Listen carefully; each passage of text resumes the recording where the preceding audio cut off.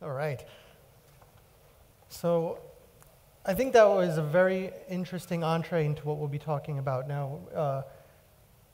This session, we're going to be talking about the latest buzzword in blockchain, which is the ICO. What is it? Why is it? What does it mean? Is it all fraudulent? Is it the new era of investing? Is it democratizing the way that people are able to get in early on high-tech companies?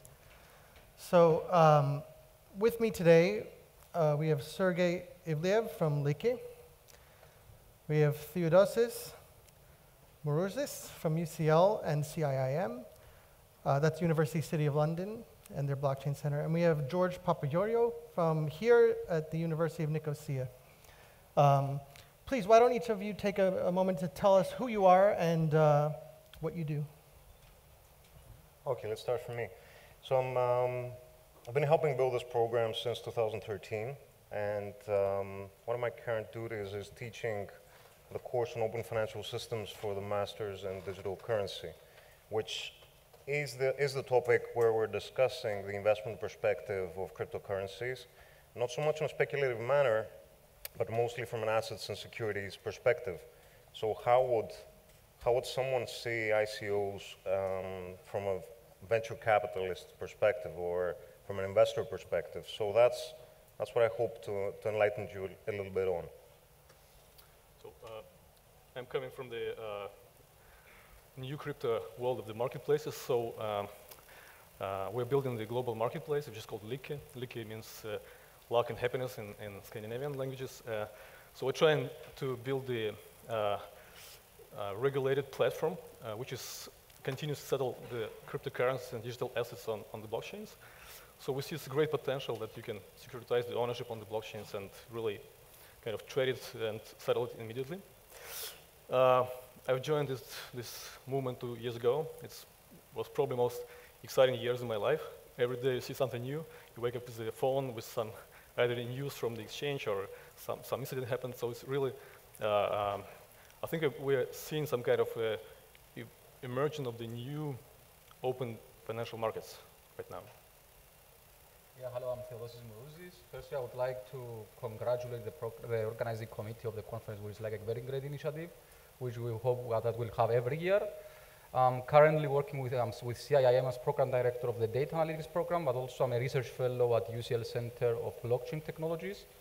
My background is primarily in mathematics and computer science with a strong focus in cryptography.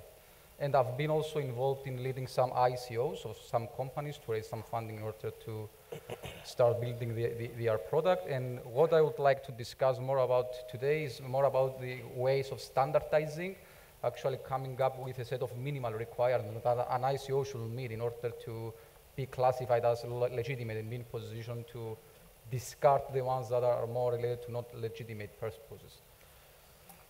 So I think there's an interesting question that arises, whether regulation is needed or standardization is needed, or if these things should be indeed the model of purely free markets. So what would be the benefit of the purely free market? Let's say no regulation, no standardization, let the buyers and sellers figure it out. I can probably start. Actually, I worked, before I joined Like, I worked in a company. We're building a system for market surveillance. So if you look at what happens inside the markets, there is a lot of kind of abusive behavior, actually, frauds and market manipulation, insider trading.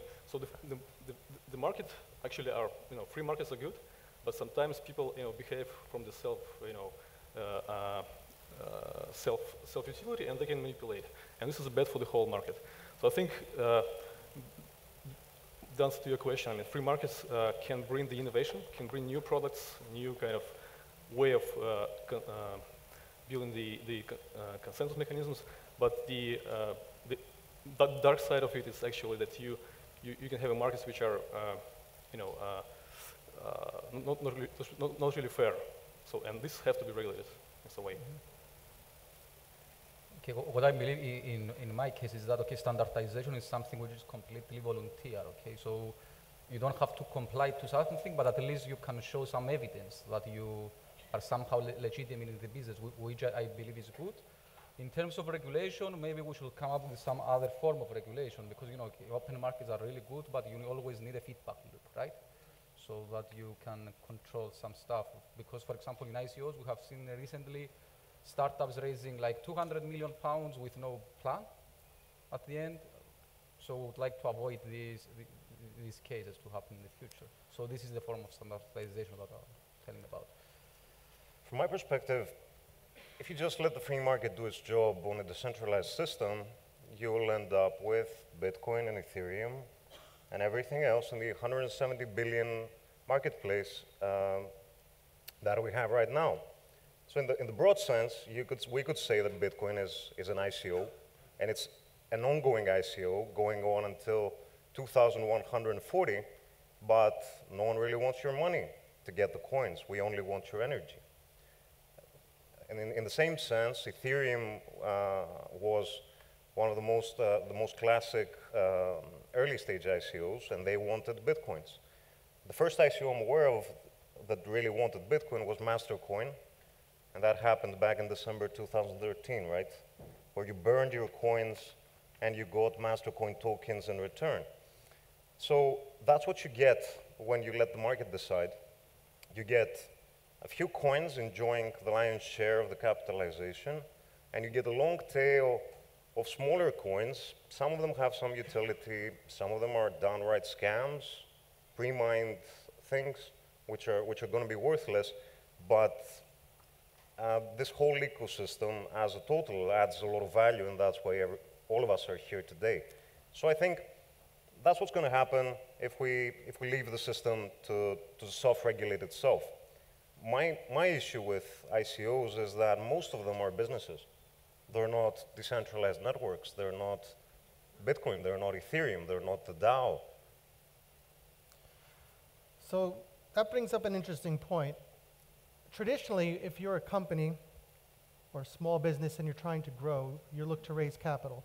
And traditionally, you would go to a bank, or you'd go to a venture capital or an angel investor. And only later, after you've achieved a certain amount of success, would you be eligible to be underwritten by an investment bank and proceed to be listed on a stock market through an initial public offering or an IPO. It seems that with an ICO, we're skipping all of those steps. What are the risks of that? Who wants to start? All right, I'll go first. From the investor mentality perspective, and all the investors I've spoken to who understand how investments are structured in the global economy, conventionally at least so far, I get a lot of fear and a lot of skepticism about the violence of this model, because it ignores everything that we've learned the last 70 years from the venture capital markets. It ignores all the understandings that we have about rating agencies, investment banks, and the IPO process as it used to take place. And you're placing the wrong incentives on the wrong people at the wrong time with the wrong amount of money. The way ICOs are geared right now, what you're giving is a few hopeful founders who found a marketing agency and can write decent English to publish a white paper, have no minimum viable product, have no peer-reviewed process of their systems in most cases. You're giving these people a lot of money, out of which they're keeping a lot of it for themselves. And you're not giving them an investment and an incentive to actually continue building that thing. So you're telling them, please go to the Caribbean, stay there for 2 years, publish a blog post every week or so, and in 2 years come back and tell us, we couldn't work it out, sorry for your loss. These things are placed in opposition, and we need to look back to why investments happen like this, as they do. We need to look at the processes regarding governance, transparency, accountability that will protect the investors and eventually turned the ministers in the European Parliament to say that, hey, that's not a bad job. I feel my investors are protected. And this way, even if you're a business, we can support your ICO because it makes sense. So we still have a lot of work to do, but I think we'll get there eventually. You bring up 2 points there. First is that you're referring to these buyers of ICOs as investors. And traditionally, an investor exchanges money to the corporation that they're investing in return for something, whether it's an ownership stake or a stream of income from debt interest, or voting rights, or a seat on the board of directors. Most of these ICOs I see have none of those things. So Sergey, you've actually issued an ICO, a successful ICO by many accounts up to this point. How was that structured? Actually, that was 1 year ago, and we did the ICO from Switzerland, from a Swiss company, and the idea was to tokenize the equity of the company. So essentially, we have did it in line with the Swiss regulation that for the AG company, for the kind of limited company, you can have the uncertified paper securities, and you can assign those and title to the coin holders. So essentially, we use the blockchain as the kind of a depository of the ownership structure of these coins, which are entitled to the equity of the company. And the idea is now that we're trying to do is to replicate all the rights of the equity holders to the coin holders. For example, we did the annual coin holder meeting in June, like according to the rights, like we get the public broadcasting, and then there was a voting process. So they voted for the annual report of the company. So we try to bring the same kind of standards of transparency and governance to this world, and I think it's kind of it needs it. So it has some, as I say, risks, but it also has some upsides, like because you can have new types of assets which were not believable in the previous world.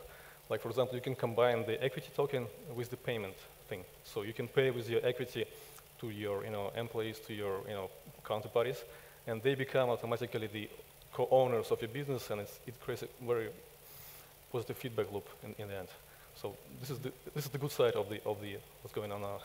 So if that's the good side, and it sounds like you're doing it in a model that protects investors and gives them something in return so that they are indeed investors rather than simply crowdfunders. So Theo, how do you find the good from the bad when you have a sea of ICOs every day? Okay, as we'll be talking about the best ways to derive some minimum set of standards, but this is like a good example of an investment which is speed up through the blockchain network, which is a very good example. But in most of the examples that we see every day, it's not about shares. It has nothing to do with shares. It's not like securities. It's more about utilities. So you pay some money and you get certain tokens back. And the whole idea is that in the future, if the company is quite successful, you can pretty much leverage these tokens by using their services. This is actually the first thing to do. And then these tokens have like an arbitrary value initially, which is determined by the company. And then based on like the dynamics of the market, demand and supply, you hope that this price will go up. So at the end, you don't really invest in the company in this way. So there is no legal or regulatory framework that binds the investors with the companies, I mean in most of the ICOs.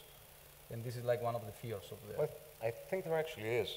So if you look at European regulation, you have, especially regarding e-money, right? Mm-hmm. It's very specific on what is a loyalty token, which is a service token, utility token, Lufthansa miles and bonus or whatever, all of those things. And it stipulates that this should not have a floating value. Mm-hmm. So at that point on, you step into e-money territory. So if you have a business that issues these tokens, and they're not decentralized at all because they don't need to be, mm-hmm. You're running a business, then the regulators have every right to knock on your door and say, okay, this is interesting. Why are you dressing it up with all this decentralized ERC20 contracts when you're essentially doing e-money, and you're just gathering money and promising a discount on a future service? So all this hasn't triggered yet, but I think companies need to be more responsible with the people they're asking the money from on what they actually are. Yeah, companies should actually provide to potential investors this legally and regulatory landscape in which they act, and that's why I'm like pushing an agenda for standardization in general. I would like, for example, to see companies publishing exactly that they do these things. And if they do this, yes, it's going to be like a legitimate way of raising funding. But you would like to avoid the cases in which it's not legitimate and they have like gray areas in which you don't really know what's happening. I think there is a reason for it, why the utility token actually such a growing up thing. I think it's because of the regulations. So it's as soon as you kind of want to use the ICOs, you realize you actually fall into some kind of regulation domains in either you issued from Europe or from Singapore or whatever. And there is very strong securities market laws all over the world. And actually the companies try to avoid it, try to not to be regulated as security, but try to go this kind of gray area, which is not yet regulated. But it's already this signals that probably, yes, it's kind of a means of payment. If in Switzerland, if you want to have the utility token and you want to raise money and hold it, you should have probably a banking license because you hold the money of the investors. So even companies that are ICOing that appear legitimate, in fact, are at first successful operations, we've seen some spectacular failures already. So for example, Tezos, and I think just yesterday, the Bancor ICO collapsed. Not them again. Oh no. So how do we prevent what are companies that are seemingly standardizing and going through some sort of regulatory process, at least at the beginning? How do we maintain the viability of these over time? You cannot really maintain it. It's like in most of the startups, you know that 90% will fail. It's up to the investor to get the risks, but at least you make sure that they have an agenda in place. What happened with Tezos is that they got the funding without really having a plan. I mean, a proper plan to apply it. And these are the things that you would like to avoid. I see actually the solution for this problem is in kind of the centralized escrow mechanisms. So you need to create, I mean, probably you've heard of the Factum ICO. They did the fund, but they didn't actually own it from day one. They had some kind of milestones they should achieve, and when these milestones were achieved, the community released the funds for the next milestones. I think it's a kind of a way to create the more transparent way to finance those. Yeah, this brings back the topic to the initial point I was making, that we need to learn from the conventional investment practices. Let's start with a VC, how a VC invests in companies.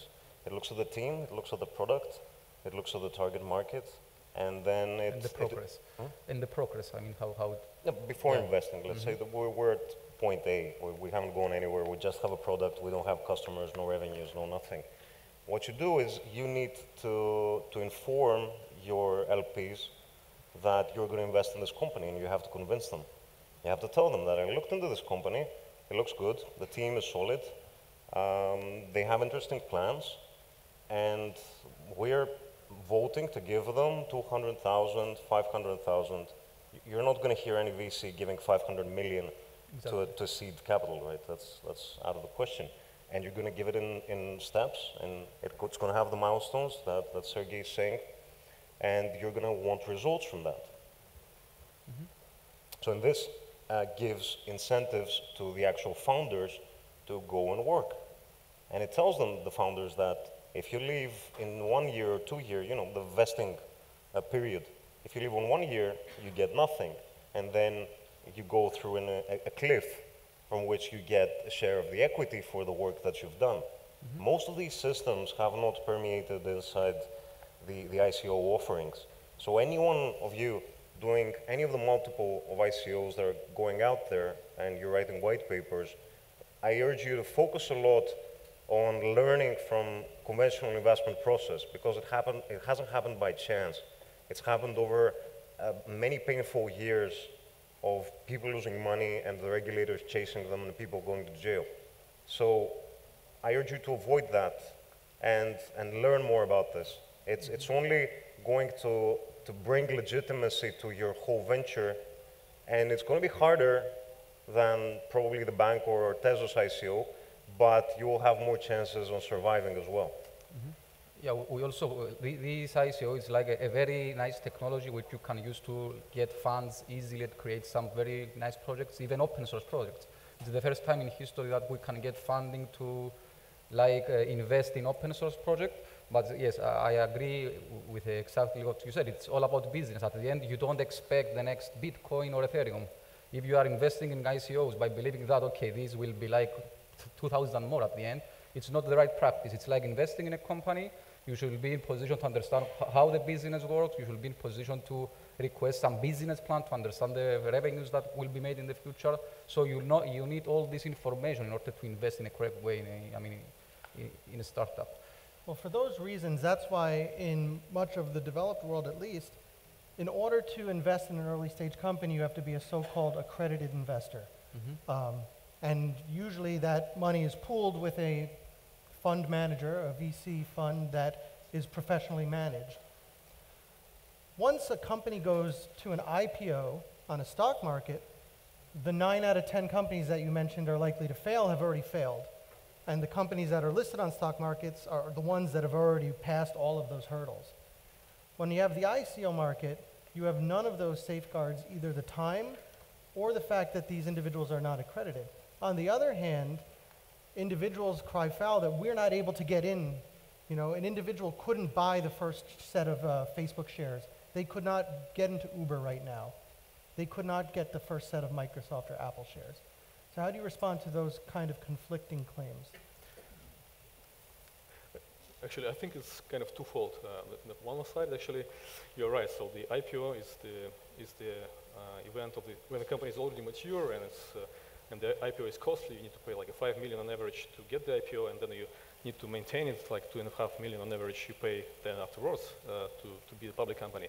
So it's a kind of a huge barrier for the companies to enter. It's probably for many founders is a kind of a sign of success. They get to the IPO level, so they survived all this period. But only a few companies actually really go to the IPO.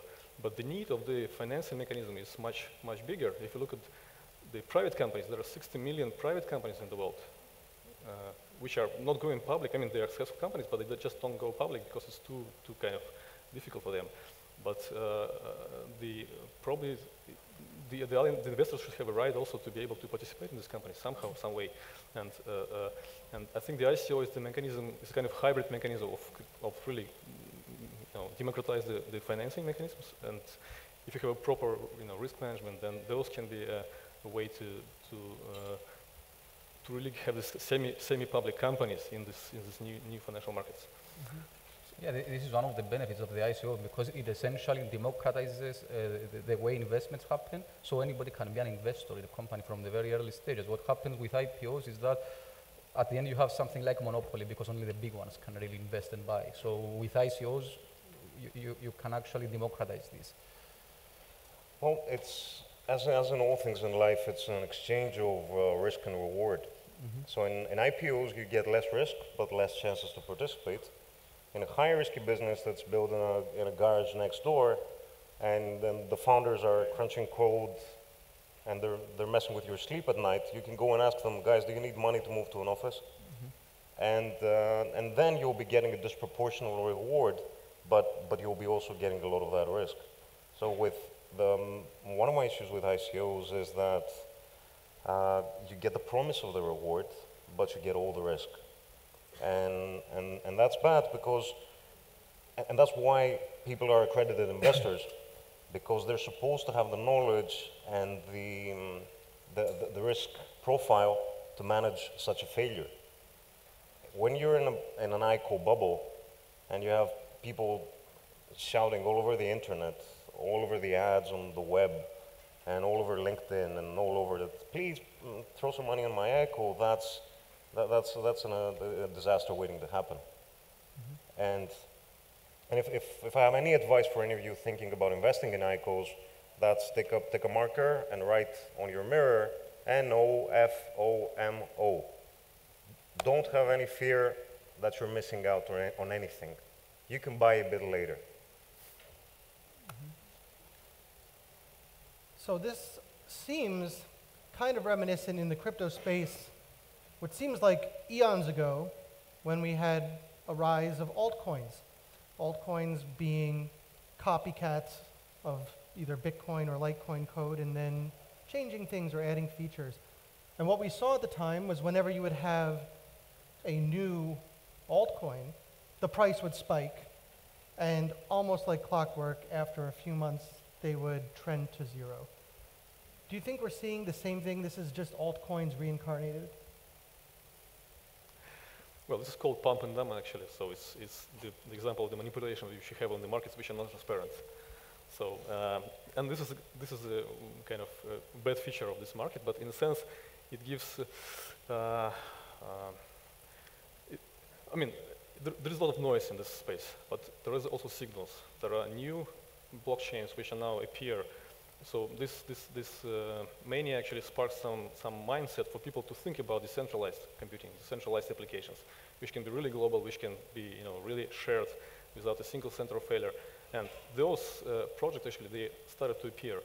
And I think this is probably the best outcome of the whole kind of bubble that we are now in. And like I've seen this people have some venture scene near me at the place where I am, and they were starting to put their eyes on these mechanisms, and they now realize, oh, now I can do the global system, something which I did, which was local. I can do the global network, which is decentralized. I can no longer be the center, and I can create a content distribution network, which is managed decentralized way, and you have the blockchain, which creates the audit log and the transaction log, which is immutable. So this is kind of an upside. In terms of the ICOs, actually, we expect that many of them will fail. Actually, the majority at the end, of the tokens. It's the same as investing in startups. There is no magic. Why, if you tokenize, you expect the token to go up? It's all the statistics that we know about startups might be preserved even in this world, but we don't have to blame ICOs. It's just a method of fundraising, right? And this token, it's not a currency. It's just a utility stuff. It might go up if there is like a demand for circulation. It might go down. It's about the market dynamics, right? So this is how it works. So right now, we've been operating under the assumption, probably not such a good assumption, that the ICOs that we're looking at are legitimate, or at least trying to be legitimate. And yet, 9 out of 10 of those will fail. But now let's bring in the very real scenario where, because this is an unrestricted free market, and there's very little barriers to entry, you can issue an ICO that appears legitimate, but is in fact set up as a fraud, a pump and dump, or a take the money and run type of scheme.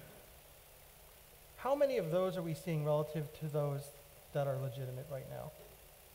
Well, I think we're about to see a lot more, but the ones we've seen so far that are outright scams are very few, because we're a little bit after peak ICO, as I call it.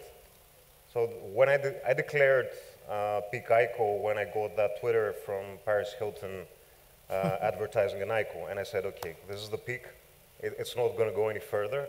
And not surprisingly, a little bit after that, the valuation started coming down, except for one very glaring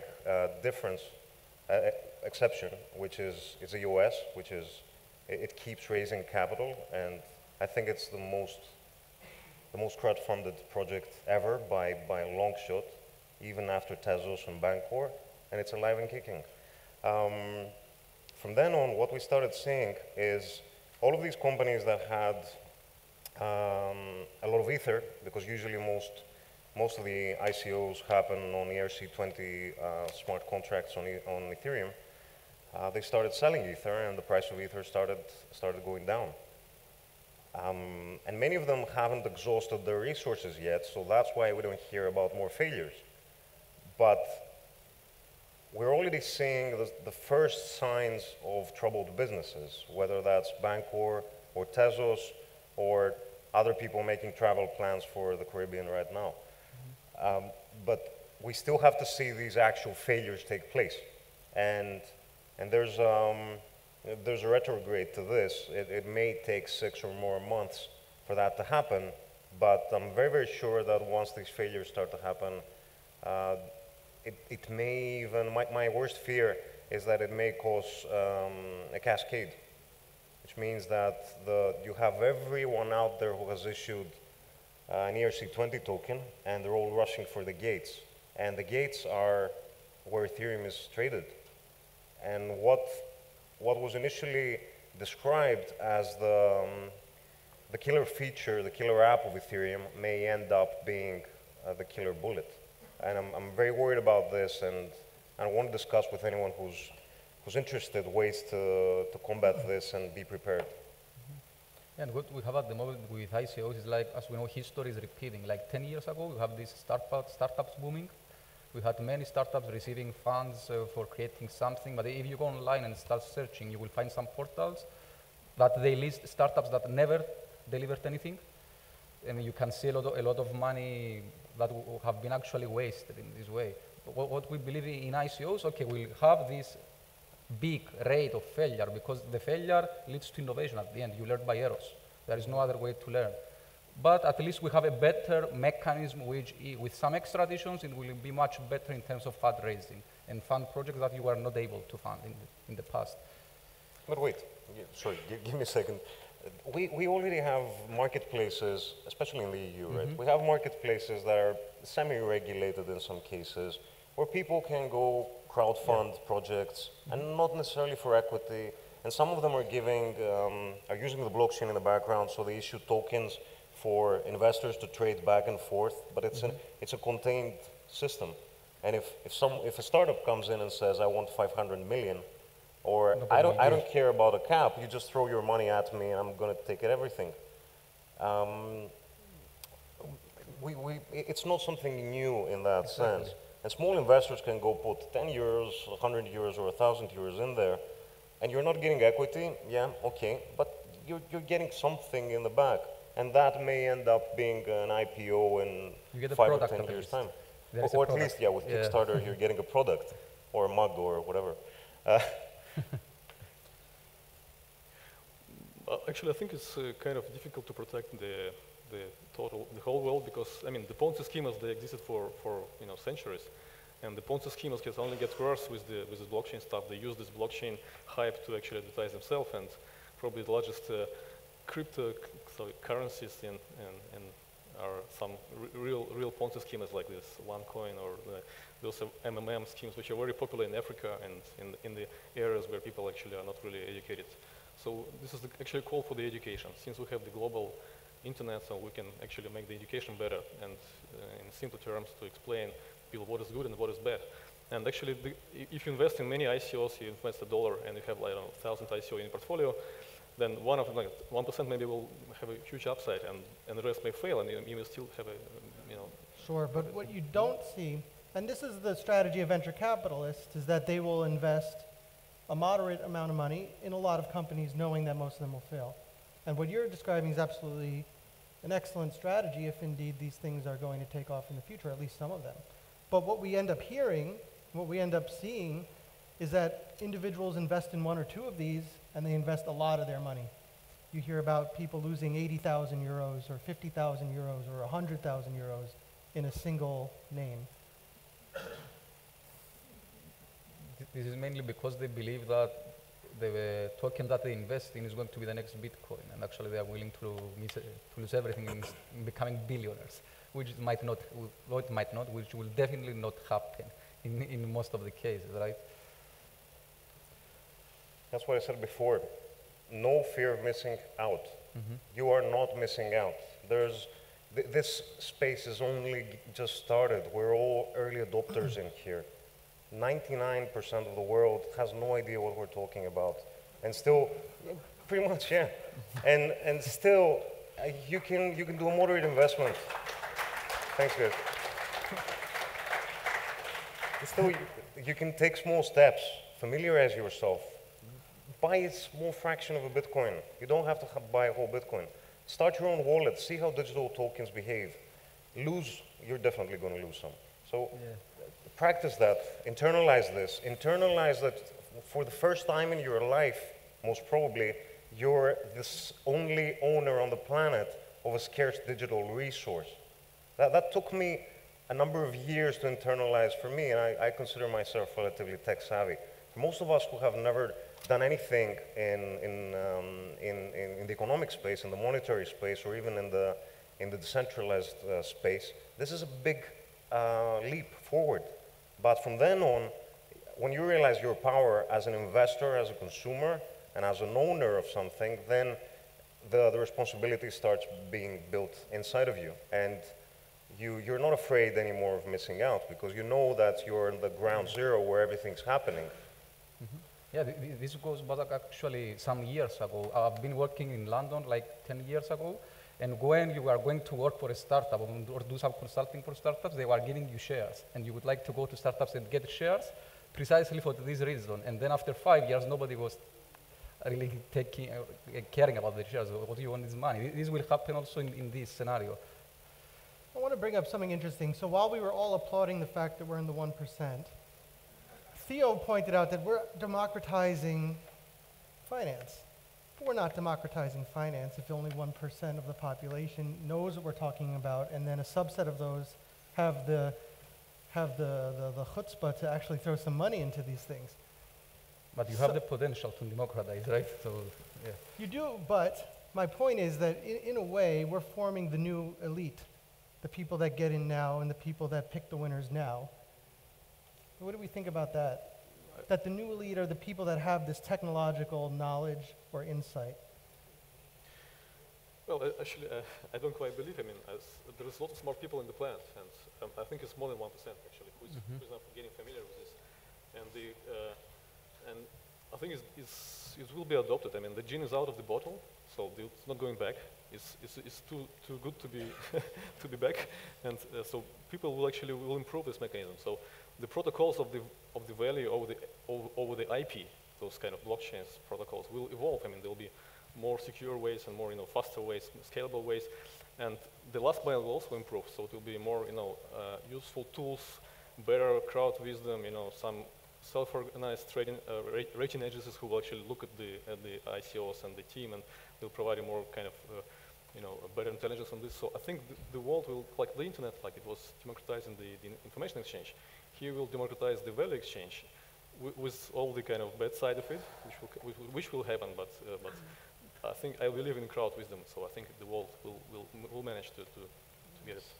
And nobody's actually born and know about mathematics, blockchain, economics, finance. The knowledge is out there. It's up to you to go invest, learn these things, and be like an investor if you want in these things who has the prior knowledge needed.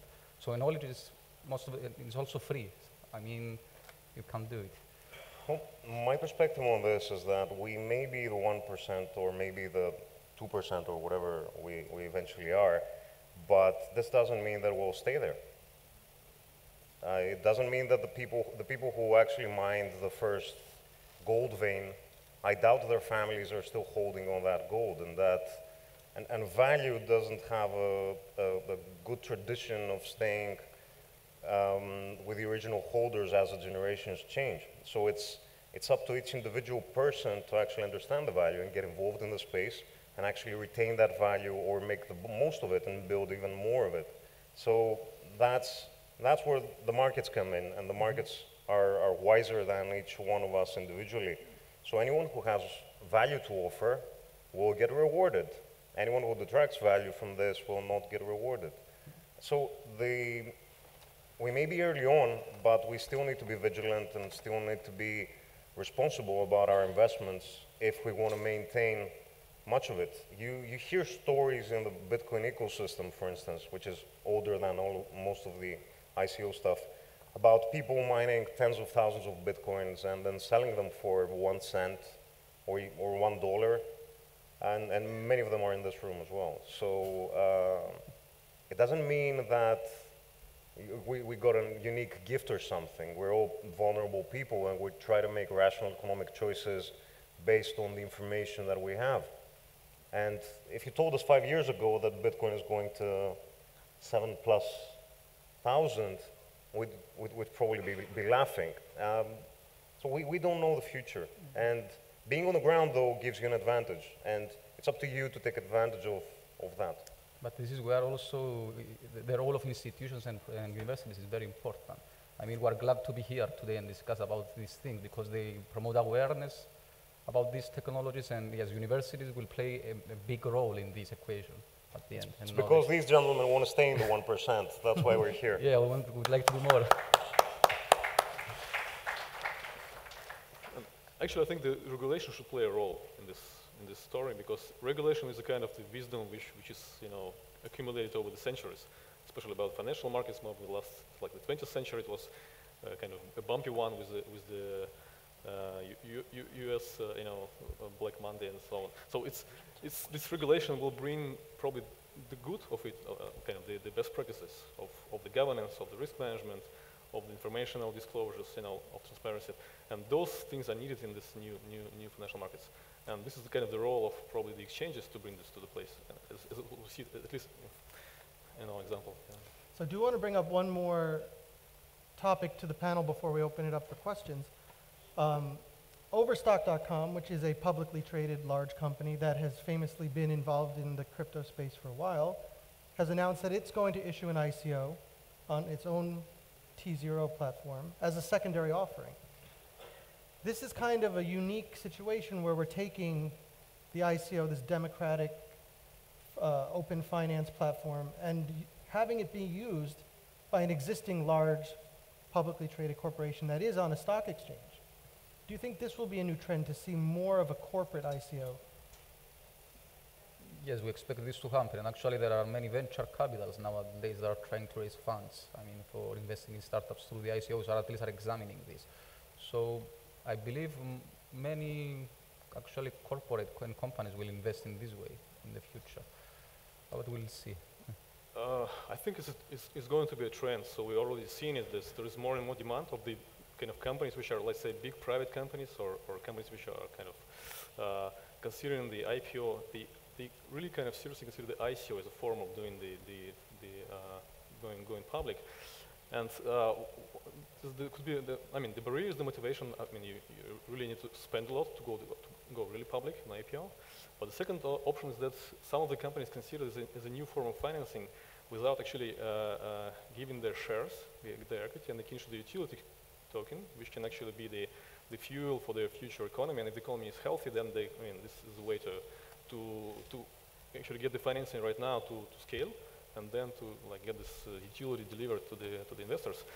I mean, there are really some really good examples which are now going on. Yeah, it's interesting because this does change the dimension of the ways that corporations structure their capital. Mm-hmm. So you can have a company that issues debt, equity, and token, for example, in the future. You could say that this brings some competition back to the markets. So if you're already established business and you're in your Series D or E or whatever, and instead of doing an IPO, then you may choose to do an ICO. It could be cheaper. You're going to avoid entrenched organizations like investment banks and rating agencies and all the paperwork, and you can still be compliant directly to the Security Exchange Commission in your local country, and you can still do proper KYC and all decent practices to license yourself and list yourself in any regulated exchange. So it could be a way out or a way to compete with IPOs. And I think that still has a lot of space to grow. I'd like to thank the panel. At this time, I think we have time for a few questions.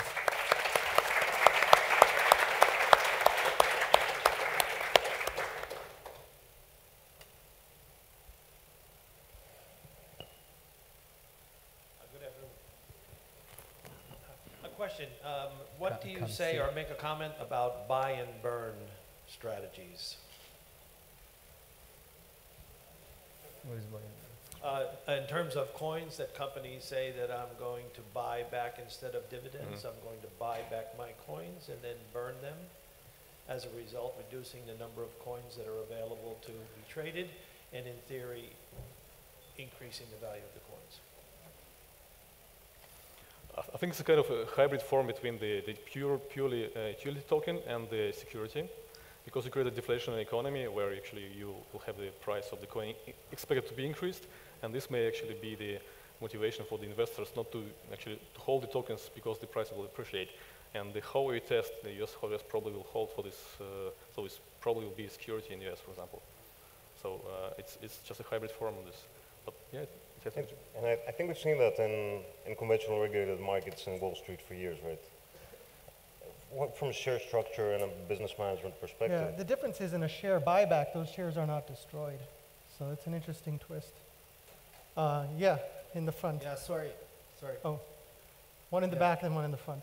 No, I wanted to talk about the whole overstock thing and public companies launching ICOs in order to attract more capital. When you're a public company, basically all the cash that you have in your balance is your shareholder capital, correct? The way that it works.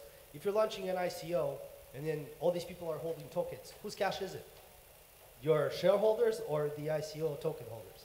So my understanding is that that Overstock is issuing a non-equity ICO.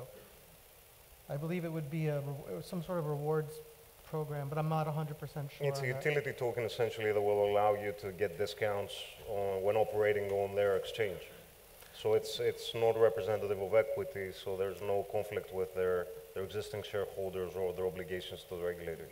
Yes, it's more about utility that you actually invest in order to use in the future when the company is ready, right? So And the cash will be in the balance of the company, so it will be the cash value increased. Yeah, I think it was the only trick they could actually do to pull it off.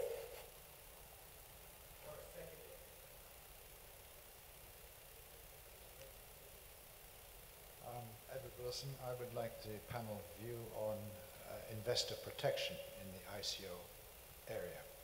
In legacy finance, if you want to raise money, especially from small investors, you are pretty heavily regulated in terms of the protections which you have to offer to investors, from writing a prospectus which outlines the purpose of your investment, what you're going to invest it in.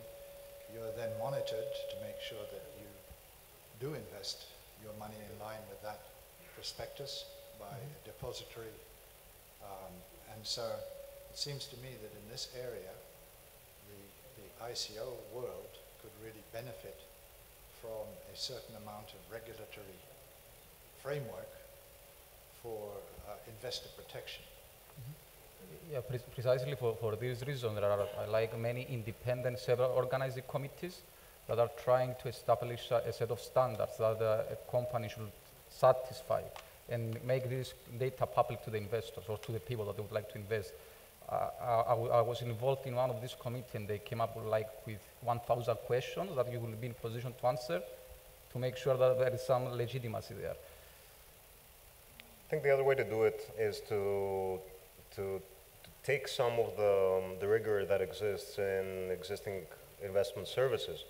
So what you could actually say is that I want your ICO to be sponsored by at least one well-known venture capital firm, and I want them to audit you, and I want their approval that you're actually doing what you want to do.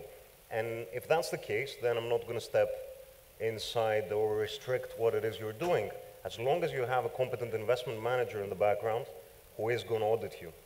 And investment managers care about their reputation, so they will not just sign off any kind of weird ICO, but at the same time, that would leave space for all the gray areas that the regulators can't really grasp right now until more robust framework is built.